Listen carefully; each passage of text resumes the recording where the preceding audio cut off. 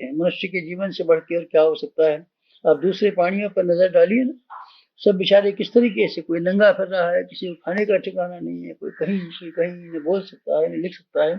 आपको सारी सुविधाओं से भरा हुआ जीवन आपने सिर्फ इसलिए दिया है कि आप इसका अच्छा उपयोग करके दिखाएं। क्या अच्छा उपयोग बन सकता है? दो ही अच्छे उपयोग हैं। एक तो आप स्वयं में अपने आप को ऐसा बनाएं जिसको कि आदर्श कहा जा सकता हो।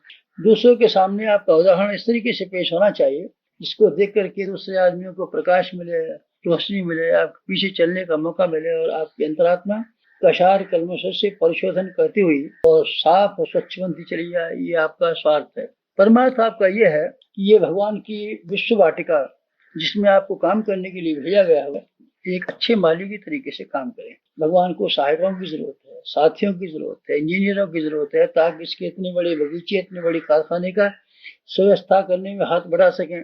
आपको हाथ बटाने के लिए पैदा किया गया है, खुशामदें करने के लिए नहीं, नाक रगड़ने के लिए नहीं, चापलूसी करने के लिए नहीं, चमचागिरी करने के लिए नहीं, मिठाई उपहार भेंट करने के लिए नहीं पैदा किया गया है। आपको सिर्फ इसलिए पैदा किया गया है कि आप बेहतरीन जिंदगी जिए।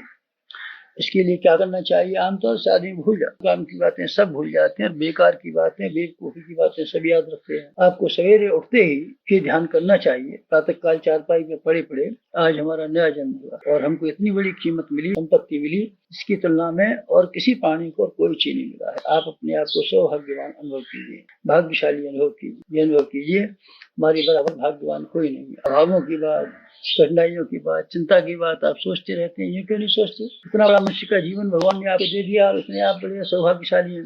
आप सौभाग्य को सराहें, लेकिन साथ साथ में सराहना के साथ साथ में एक और बात भी ध्यान रखें। ऐसी स्कीम बनाएं, योजना बनाएं जिससे इस जीवन का अच्छे से अच्छा उपयोग करना संभव हो सके।